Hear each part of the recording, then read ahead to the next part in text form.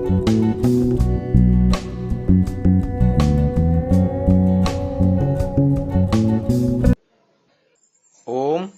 नमस्ते जी। 52वीं श्रव्य कणिका ऋग्वेदादि भाष्य भूमिका।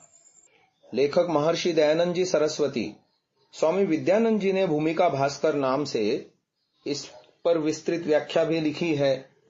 हम ऋग्वेदादि भाष्य भूमिका में से वेदोत्पत्ति विषय में जो प्रथम मंत्र ऋषि दयानंद ने दिया था, तस्माद यज्ञात सर्वहुत ऋचः सामानि जज्जिरे छंदांसी जज्जिरे तस्माद यजुस तस्माद अजायत, इस मंत्र पर स्वामी विद्यानंद जी की लिखी हुई व्याख्या पढ़ रहे थे कि इस मंत्र में प्रथम प्रयुक्त तस्मात इस पद से पूर्व ऋचाओं यानी प्रथम ऋचा से लेकर छठी ऋचा में वर्णित पुरुष परमात्मा से तात्पर्य है, तथा द्वितीय तस्मात पद तस्मात यज्ञात का परामर्शक है और तीसरे तस्मात से इसकी पुष्टि होती है। ऋचः सामानी और छंदांसी, इनमें बहुवचन के प्रयोग से तदर्थ की गई क्रिया जज्जिरे के बहुवचन में वेदों में अनेक विद्याओं के प्रतिपादन की व्यंजना की गई है। वस्तुतः जज्जिरे अजायत और तस्मात पदों की एकार्थक आवृत्ति के निष्प्रयोजन न होने से यहाँ पुनरुक्तार्थ दोष की प्राप्ति नहीं होती।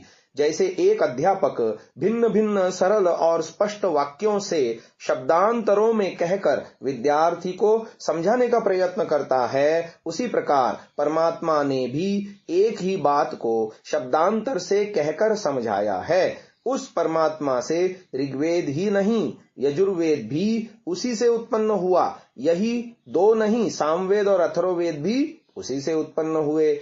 जन धातु की क्रिया जज्जिरे और अजायत का 2 बार पाठ होने से वेदों का अनेक विद्या युक्त होना सूचित होता है और तस्मात की बार बार आवृत्ति से वेदों के परमेश्वर से ही उत्पन्न होने का निश्चय होता है। यास्काचार्य ने प्रतद्वोचेयम इस मंत्र की व्याख्या में कहा है, अभ्यासे भूयान समर्थम मन्यन्ते। निरुक्ति 10:42।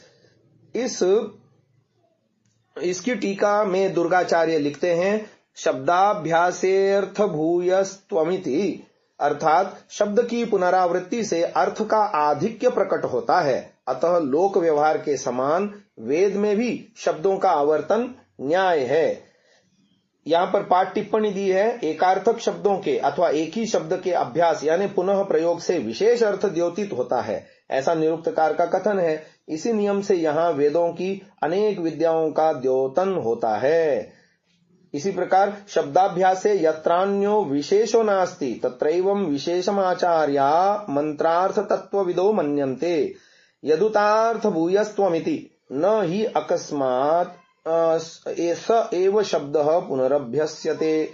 लोकेऽपि चैतदृष्टम् शब्दाभ्यासेऽर्थ भूयस्त्वमिति यथा अहोदर्शनीया इति गुणातिशये हि स्त्रियाः शब्दाभ्यासः तस्मान् मंत्रेष्वपि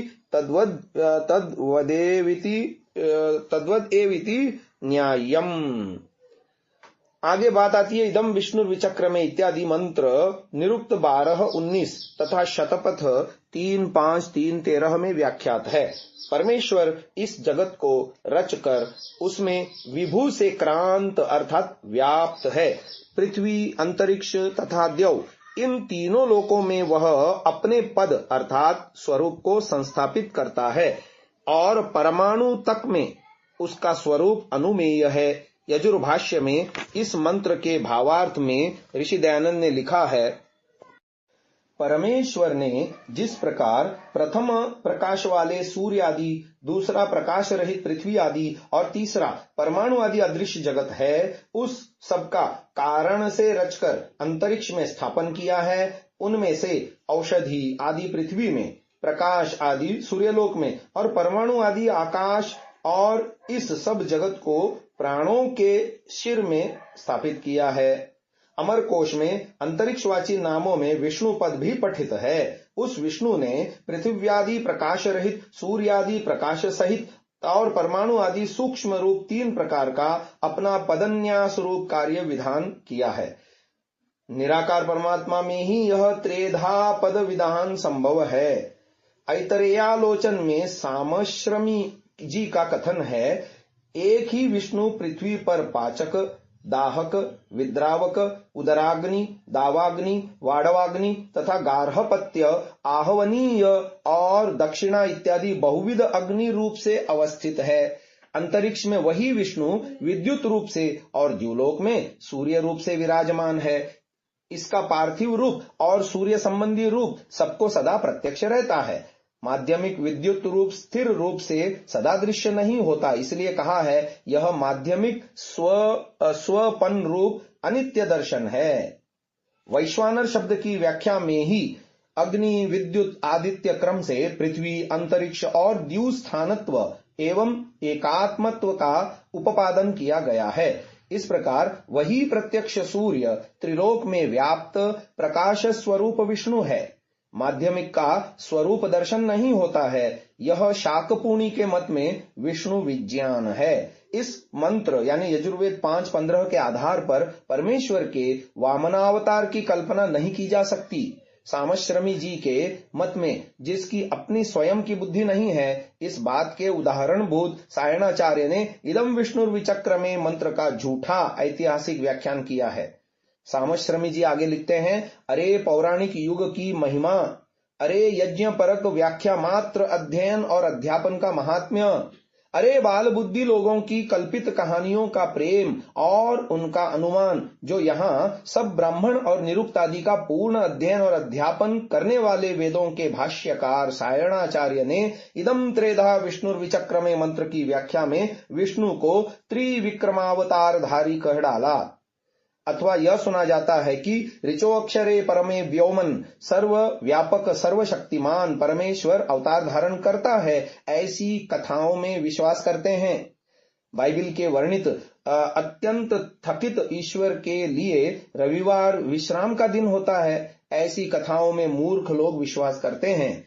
इसमें आश्चर्य ही क्या है, इस विषय में थोड़ा कथन ही पर्याप्त है।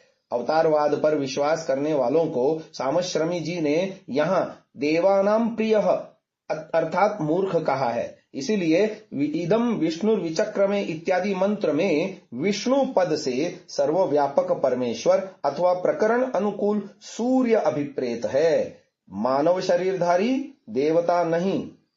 इसी पर पाठ टिप्पणी लिखी है, अहो पौराणिक काल महात्म्यम, यानी ऊपर जो प्रमाण दिया था वो प्रमाण पूर्ण रूप से यहाँ दिया है।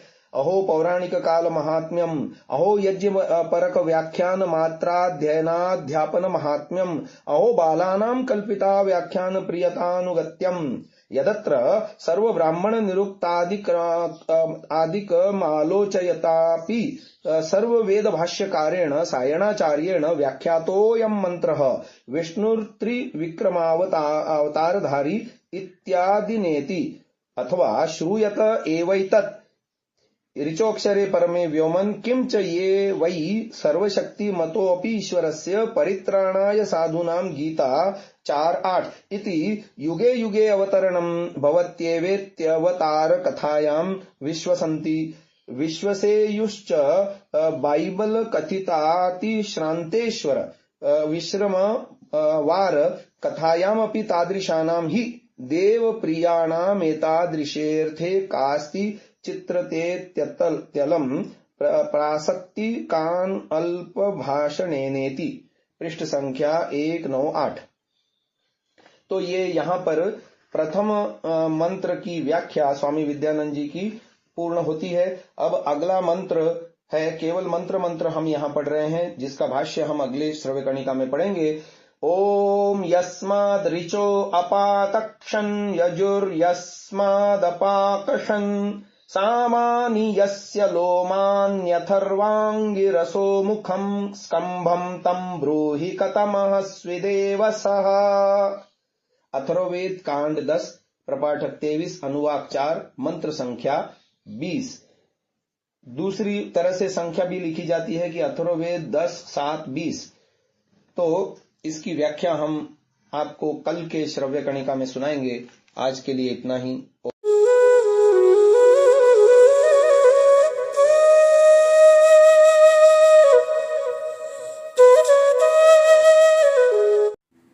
Download Sansa app, R Virdal app, visit sansa.org, rvirdal.in।